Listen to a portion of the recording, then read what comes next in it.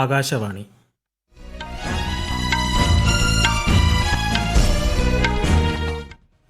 നമസ്കാരം. വാർത്തകൾ വായിക്കുന്നത് ഹരിഷ്ണ.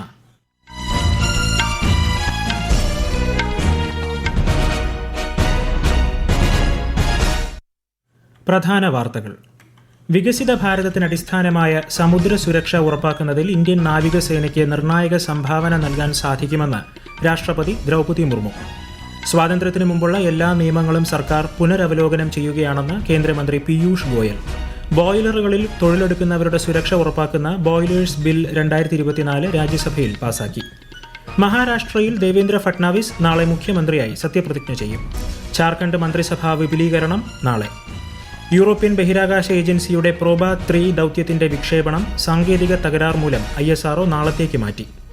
കേരളത്തിന്റെ വിവിധ ഭാഗങ്ങളിലുള്ള വിനോദസഞ്ചാര കേന്ദ്രങ്ങളിലേക്ക് കുറഞ്ഞ സമയത്ത് എത്തിച്ചേരുന്നതിനായുള്ള ഹെലി ടൂറിസം നയത്തിന് സംസ്ഥാന മന്ത്രിസഭാ യോഗത്തിന്റെ അംഗീകാരം. മസ്കറ്റിൽ നടക്കുന്ന ആൺകുട്ടികളുടെ ഹോക്കി ജൂനിയർ ഏഷ്യ കപ്പിൽ ഇന്ത്യ ഇന്ന് പാകിസ്ഥാനെ നേരിടും. വാർത്തകൾ വിശദമായി.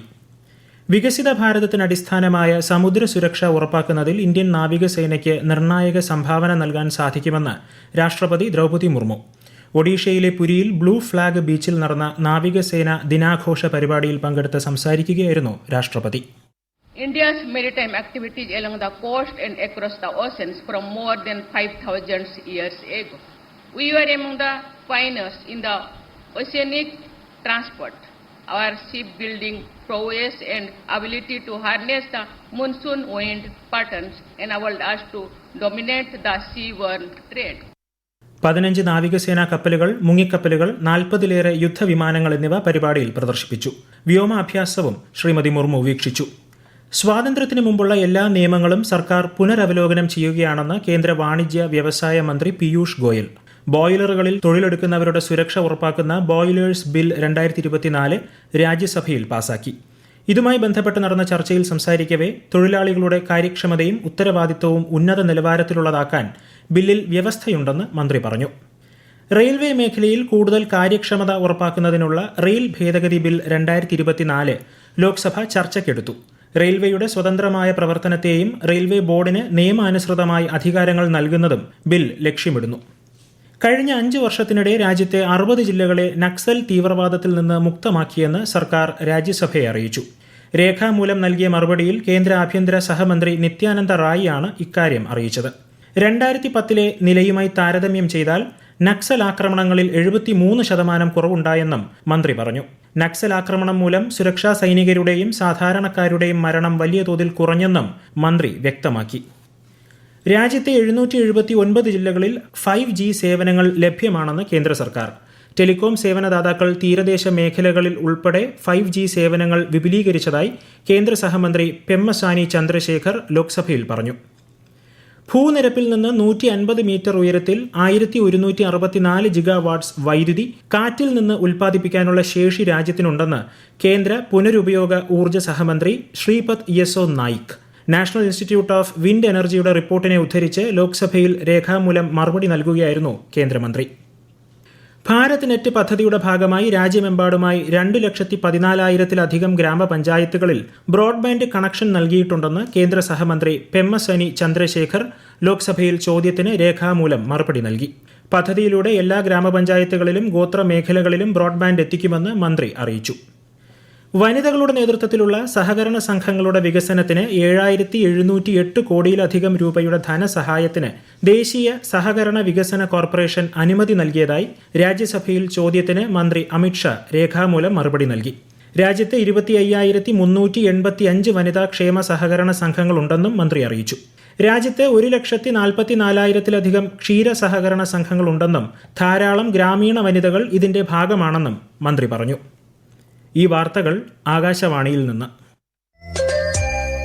ആകാശവാണി വാർത്തകളും വാർത്താ അധിഷ്ഠിത പരിപാടികളും all India radio news Thiruvananthapuram YouTube ചാനലിലും all India radio news Thiruvananthapuram Facebook പേജിലും AIR News _ ഇൻസ്റ്റഗ്രാം അക്കൌണ്ടിലും AIR News _ TVM X ഹാൻഡിലും ലഭ്യമാണ്. മഹാരാഷ്ട്രയിൽ മുഖ്യമന്ത്രിയായി തിരഞ്ഞെടുത്ത BJP നേതാവ് ദേവേന്ദ്ര ഫട്നാവിസ് ഗവർണർ CP രാധാകൃഷ്ണനെ സന്ദർശിച്ച് സർക്കാർ രൂപീകരണത്തിന് അവകാശവാദമുന്നയിച്ചു. കാവൽ മുഖ്യമന്ത്രി ഏക്നാഥ് ഷിൻഡെയും NCP നേതാവ് അജിത് പവാറും ഒപ്പമുണ്ടായിരുന്നു. നാളെ വൈകിട്ട് ആസാദ് മൈതാനത്ത് നടക്കുന്ന സത്യപ്രതിജ്ഞാ ചടങ്ങിൽ പ്രധാനമന്ത്രി നരേന്ദ്രമോദി പങ്കെടുക്കും. പ്രകടന പത്രികയിലെ എല്ലാ വാഗ്ദാനങ്ങളും നടപ്പിലാക്കുമെന്നും ശ്രീ ഏക്നാഥ് ഷിൻഡെയും ശ്രീ അജിത് പവാറുമൊത്ത് നടത്തിയ മാധ്യമ സമ്മേളനത്തിൽ ശ്രീ ദേവേന്ദ്ര ഫട്നാവിസ് പറഞ്ഞു. ഝാർഖണ്ഡിൽ ഹേമന്ത് സോറൻ സർക്കാരിന്റെ മന്ത്രിസഭാ വിപുലീകരണം നാളെ റാഞ്ചിയിൽ നടക്കും. 11 മന്ത്രിമാരാണ് നാളെ സത്യപ്രതിജ്ഞ ചെയ്ത് അധികാരമേൽക്കുന്നത്. ഗവർണർ സന്തോഷ് കുമാർ ഗാംഗ്വാർ മന്ത്രിമാർക്ക് സത്യവാചകം ചൊല്ലിക്കൊടുക്കും. മന്ത്രിസഭയിൽ JMMന് 6 മന്ത്രിമാരും കോൺഗ്രസിന് 4 മന്ത്രിമാരും RJDക്ക് 1 മന്ത്രിയുമാണ് ഉണ്ടാവുക. ഇന്ത്യ ചൈന ബന്ധം മെച്ചപ്പെട്ട രീതിയിൽ മുന്നോട്ടു പോകാൻ അതിർത്തിയിൽ സമാധാനവും സുസ്ഥിരതയും സുപ്രധാനമാണെന്ന് വിദേശകാര്യമന്ത്രി S. ജയശങ്കർ. ഇതിനായി അടുത്ത ദിവസങ്ങളിൽ ഇരു രാജ്യങ്ങളും തമ്മിൽ ചർച്ച നടക്കുമെന്നും അദ്ദേഹം രാജ്യസഭയിൽ പറഞ്ഞു. ചൈനീസ് നടപടികൾ മൂലം 2020 അതിർത്തിയിലെ സമാധാന അന്തരീക്ഷത്തിന് ഭംഗം സംഭവിച്ചു. കോവിഡ് കാലത്തും അതിർത്തിയിൽ സൈനികരെ ആവശ്യാനുസരണം വിന്യസിക്കാൻ ഇന്ത്യൻ സേനയ്ക്കായെന്നും മന്ത്രി വ്യക്തമാക്കി. ഘട്ടം ഘട്ടമായി കിഴക്കൻ ലഡാക്കിലെ ഡെപ്സാങ്, ദംചോക്ക് എന്നിവിടങ്ങളിൽ നിന്ന് ഇപ്പോൾ ഇരു സൈന്യവും പിന്മാറി. 1962 ഇന്ത്യയിലെ 38,000 ചതുരശ്ര കിലോമീറ്റർ പ്രദേശം ചൈന കയ്യേറിയെന്നും ശ്രീ ജയശങ്കർ ചൂണ്ടിക്കാട്ടി. 1963 പാകിസ്ഥാന്റെ കൈവശമുണ്ടായിരുന്ന ഇന്ത്യയുടെ 5,180 ചതുരശ്ര കിലോമീറ്റർ പ്രദേശം ചൈനയ്ക്ക് അവർ കൈമാറി. The House, sir, is cognizant of the fact that China is an illegal occupation of 38,000 square kilometers of Indian territory in Aksai Chin as a result of the 1962 conflict. Furthermore, Pakistan illegally ceded 5,180 square kilometers of Indian territory to China, which has been under its occupation since 1948. We remain committed to engaging with China through bilateral discussions to arrive at a fair, reasonable and mutually acceptable framework for boundary settlement. Ladakh അതിർത്തിയിൽ അടിസ്ഥാന സൗകര്യ വികസനത്തിന് സർക്കാർ ഊന്നൽ നൽകുന്നുണ്ടെന്നും മന്ത്രി വ്യക്തമാക്കി. European ബഹിരാകാശ ഏജൻസിയുടെ പ്രോബ 3 ദൌത്യത്തിന്റെ വിക്ഷേപണം സാങ്കേതിക തകരാർ മൂലം ISRO മാറ്റിവെച്ചു. ഇന്ന് വൈകിട്ട് 4:08 ശ്രീഹരിക്കോട്ടയിലെ സതീഷ് ധവാൻ ബഹിരാകാശ കേന്ദ്രത്തിൽ നടക്കേണ്ടിയിരുന്ന വിക്ഷേപണമാണ് മാറ്റിവെച്ചത്. വിക്ഷേപണം നാളെ വൈകുന്നേരം 4:12 മാറ്റിയത്. കേരളത്തിൽ ഹെലി ടൂറിസം നയത്തിന് സംസ്ഥാന മന്ത്രിസഭാ യോഗം അംഗീകാരം നൽകി. സംസ്ഥാനത്തിന്റെ വിവിധ ഭാഗങ്ങളിലുള്ള വിനോദസഞ്ചാര കേന്ദ്രങ്ങളിലേക്ക് കുറഞ്ഞ സമയത്തിനുള്ളിൽ എത്തിച്ചേരുന്നതിനുള്ള ഹെലികോപ്റ്റർ സർവീസ് ശൃംഖല സൃഷ്ടിക്കുകയാണ് ലക്ഷ്യം. മസ്കറ്റിൽ നടക്കുന്ന ആൺകുട്ടികളുടെ ഹോക്കി ജൂനിയർ ഏഷ്യ കപ്പിൽ ഇന്ത്യ ഇന്ന് പാകിസ്ഥാനെ നേരിടും. ഇന്ത്യൻ സമയം രാത്രി 8:30 മത്സരം. 5ാം കിരീടവും തുടർച്ചയായ 3ാം വിജയവും ലക്ഷ്യമിട്ടാണ് ഇന്ത്യ കളത്തിലിറങ്ങുന്നത്. അണ്ടർ 19 ഏഷ്യ കപ്പ് ഏകദിന ക്രിക്കറ്റിൽ UAEക്കെതിരെ ഇന്ത്യയ്ക്ക് 10 വിക്കറ്റ് ജയം. 138 റൺസ് വിജയലക്ഷ്യം പിന്തുടർന്നിറങ്ങിയ ഇന്ത്യ 16.1 ഓവറിൽ വിക്കറ്റൊന്നും നഷ്ടമാകാതെ ജയം സ്വന്തമാക്കി. ഇന്ത്യയ്ക്കായി ആയുഷ് മാത്രയും വൈഭവ് സൂര്യവംശിയും അർദ്ധ സെഞ്ചുറി നേടി. ISL ഫുട്ബോളിൽ ഇന്ന് ഹൈദരാബാദ് ഗോവ FCയുമായി ഏറ്റുമുട്ടുന്നു. ഹൈദരാബാദിലാണ് മത്സരം.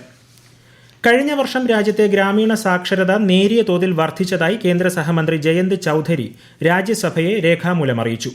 2022-23 കാലയളവിൽ 77% ഗ്രാമീണ സാക്ഷരത ഈ വർഷം 77.5%-ആയാണ് കൂടിയത്. പുരുഷ വനിതാ സാക്ഷരത നേരിയ തോതിൽ കൂടിയിട്ടുണ്ട്.